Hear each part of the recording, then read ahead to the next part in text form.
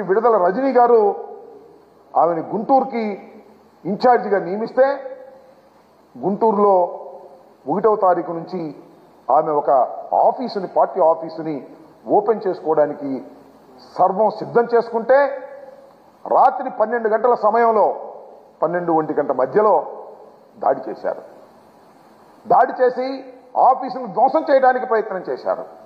Office మీద రాళ్లు వేశారు, బ్యానర్లు చించి వేశారు. స్పాట్లో పోలీసులు వచ్చి ఒక గుంపును పట్టుకున్నారు. ఆ గుంపు ఎవరై అంటే అందరూ తెలుగుదేశం వాళ్ళే. తెలుగుదేశం వాళ్ళు ప్రీ ప్లాన్డ్గా రజనీ గారి ఆఫీసు మీద దాడి చేసి హింసను సృష్టించాలని, అరాచకాన్ని సృష్టించాలని ప్రయత్నం చేయటం చాలా దురదృష్టకరమని మనవి చేస్తున్నాను. ఒక బీసీ మహిళ ఆమె అక్కడికి వచ్చి ఆఫీస్ ఓపెన్ చేస్తుంటే ఎందుకు మీకు కలుపుకుంటుంటున్నా?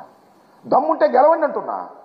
దమ్ముంటే పోటీ చేసి ఆమెను ఓడించేటటువంటి పరిస్థితి ఓడించాలి, అంతే తప్ప ఓడించలేమని తెలుసుకొని ఆమె మీద, ఆమె ఆఫీసు మీద దాడులు చేసేటటువంటి కార్యక్రమం చేస్తున్నారు.